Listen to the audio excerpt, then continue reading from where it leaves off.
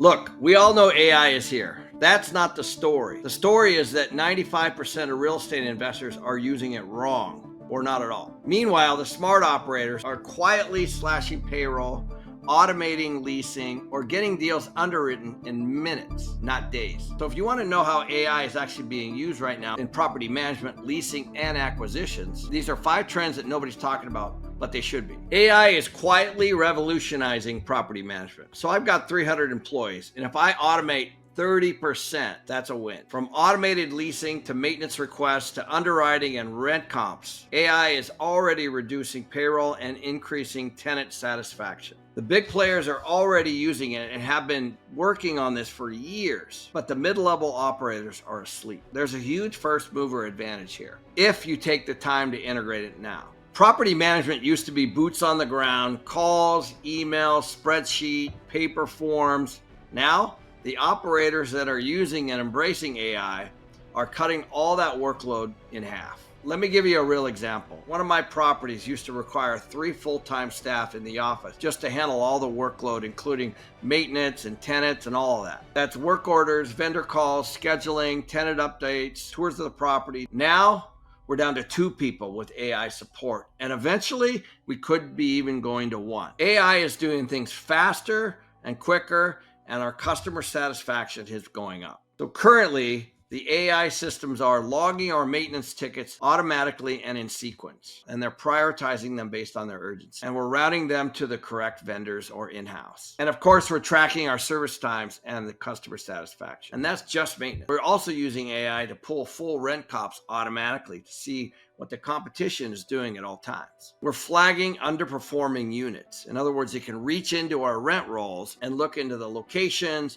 and how long it's been on the market, for example. And then, of course, it auto-notifies the current residents of any lease renewals or pending notifications that they might have. The bottom line, we've got 300 employees. If I can automate 30% of their daily workflow, that's a win, and it's already happening. Most landlords still have people answering leasing calls during the business hours. That model's done. Today's tenants want answers now. Sunday night, 9 p.m. from their phone, the leasing bots can respond instantly to inquiries, schedule tours, pre-qualify renters, even answer questions about pets, deposits, school zones, and all of those kinds of things. And here's the kicker. Bots never sleep. They don't take lunch breaks. They don't have bad days.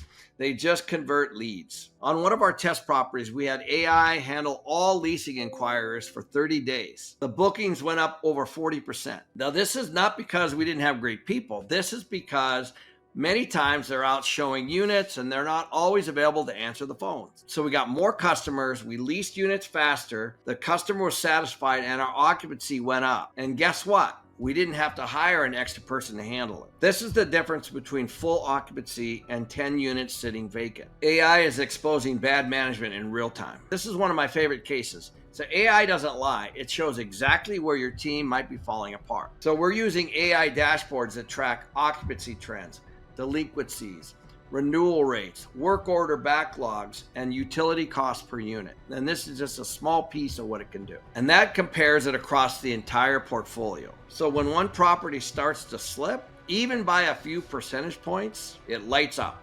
Let me give you an example. One of our buildings in Phoenix was running just fine, or so we thought. AI flagged 2 things. 1, a drop in renewals and customer complaints. Turns out the on-site manager had some internal issues that needed to be solved. So we caught it early, dealt with the situation, and we avoided higher vacancy as a result. Without that data in real time, we'd be blind for an entire quarter, maybe longer, because you can't fix what you can't see. So back when I first got started, we had to physically go visit properties, meet brokers, and look at the comps. And oftentimes we were looking at old data. Now we can get a full market read in less than an hour, just by using AI bots. The AI tools today can scrape things like moving truck data. So think of U-Haul, North American Van Lines, those kinds of things. How many people are actually moving to an area? Utility hookups, job postings by company and sector, Google Trends and Yelp activity, out-of-state driver's licenses being turned into the DMV, and permit and construction data. These are all things that AI can scrape and analyze and give you data on. So now I can see things like where people are moving, how fast rents are rising or falling, where inventory is growing too fast, or maybe even where there's not enough. And more importantly, what neighborhoods are getting overpriced. So here's an example. We were looking at a deal in Nevada. The rent comps look great on paper, but AI flagged a huge amount of new supply about to hit that submarket. That data was not available on some of the national databases, which is normally what we look at. So we passed, and shortly after, concessions exploded in that area, which would have affected our rent revenue projections on the project we were looking at. So today, of course, you can do more with fewer people. AI is not just replacing tasks, it's making your people 10 times more effective. This is the hidden win. Instead of hiring 10 employees, you can hire maybe half that and just give them great AI tools. Just think about it.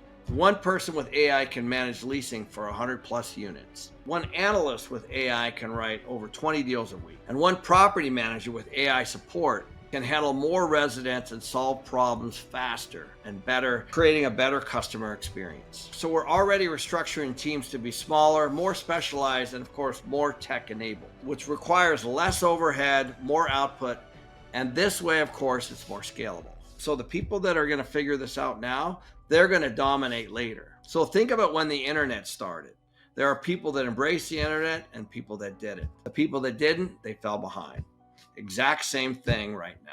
There are people that are going to embrace AI and the people that don't. The ones that are still building bloated teams with outdated systems, they're going to get crushed when this next correction hits. And it will. So let me bring this home. AI is not a fad. It's not a luxury.